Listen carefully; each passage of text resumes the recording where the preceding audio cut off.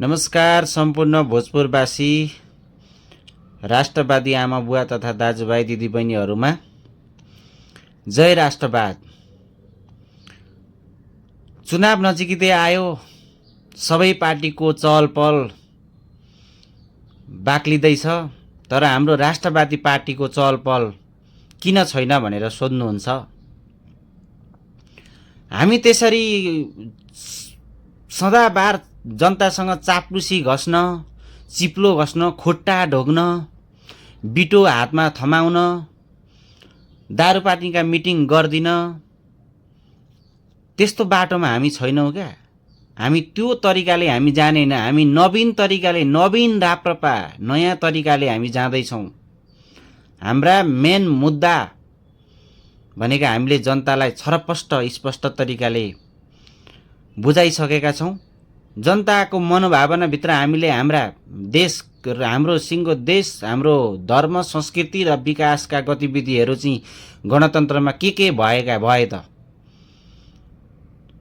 त्यसलाई हामीले कसरी चिरफार गर्ने, चिरफार गर्नका लागि चाहिँ कुन तरिकाबाट जाने। अब जनआन्दोलन गरेर, आगोजनी गरेर, हत्या गरेर त हामी त्यसरी जाने होइन। अब यिनै गणतन्त्रवादीहरूले ल्याएको संविधानलाई टेकेर हामी चुनावमा गएर तपाईँहरूको मत हामीले बहुमतका आधारले चाहिँ तपाईँहरूबाट हामी जितेर संसदमा गएर संसदसँग यिनीहरूसँग प्रतिस्पर्धा गरेर हामी हाम्रो अभिभावक पनि ल्याउँछौँ र हाम्रो सनातन एउटा विश्वको सबैभन्दा एउटा सनातन देश भनेको नेपाल हो र यो सनातन संसारको सबैभन्दा पहिलो, विश्वको पहिलो सनातन देश भनेर नेपाललाई चिनाउनका लागि चाहिँ अग्रसर भएर हामी लड्छौँ। एकदम शान्तिपूर्ण तरिकाले जनताको भोटका आधारले चाहिँ हामी अगाडि बढ्छौँ भनेर भनिसकेका छौँ र यसकारण हामीलाई भोजपुरवासीहरूले माया पनि गर्नुहुन्छ। यदि देश,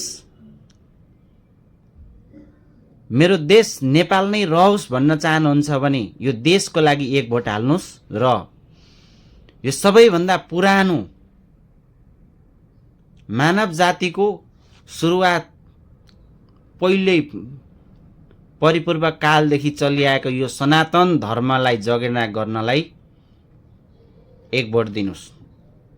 त्यति भए पुग्छ क्या। त्यति भए सबै शान्त वातावरण बन्छ। हिजोका दिनमा जस्तो शान्त थियो भोलि पनि त्यस्तै शान्त बन्छ। अहिले तपाईँहरूलाई, अहिले हामी ठाउँमा छैनौँ। अहिले हामीले गाउँमा उनीहरूले गरेका विकृति र विसङ्गतिहरूको बारेमा विषयवस्तुमा बोल्दै गर्दा जो बोल्छ त्यसलाई यिनीहरूले टोकिराखेका छन्। टोक्ने बानी पलाइसकेको छ किनभने यिनीहरूको हातमा सबै चिज छ। अहिले पनि सबै चिज छ। हेर्नुहोस्, त्यो भएको कारणले गर्दा हामीले भोलि कुनै जनआन्दोलन गर्नु नपरोस्, सडकमा आएर चाहिँ हाम्रा मागहरूका बारेमा चाहिँ सदाबार सडकमा उत्रिनु नपरोस्, त्यसका लागि तपाईँले अब राप्रपालाई, देशभरबाट तपाईँहरूले राप्रपालाई भोट दिनुपर्छ यसपालि।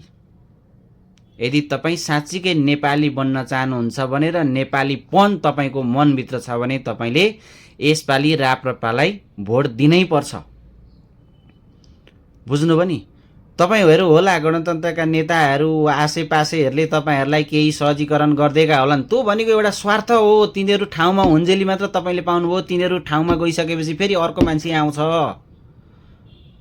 तपाईँलाई त सबै मान्छे चाहिने हो क्या। एउटा मान्छे मात्र भएर हुँदैन। आज तपाईँले एउटालाई मात्र तपाईँले म सपोर्ट गर्छु, परिपूर्व कालदेखि मेरो यो मान्छे यो पार्टीको हो, यसलाई मात्र सपोर्ट गर्छु। खोइ त तपाईँले 10 चोटि 12 चोटि सपोर्ट गरेर चुनावमा जिताएर पठाए पनि ठाउँ, तपाईँको गाउँ ठाउँ त्यही छ।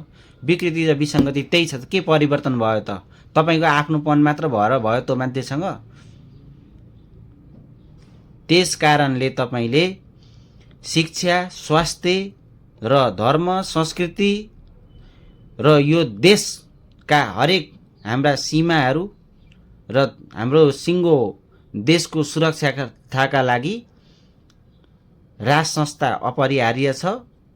त्यसकारण तपाईँहरूले सम्पूर्णले राप्रपा पार्टीमा भोट दिएर बहुमत संसद भवनमा छिराइदिनु हुन हार्दिक अनुरोध गर्दछु। धन्यवाद।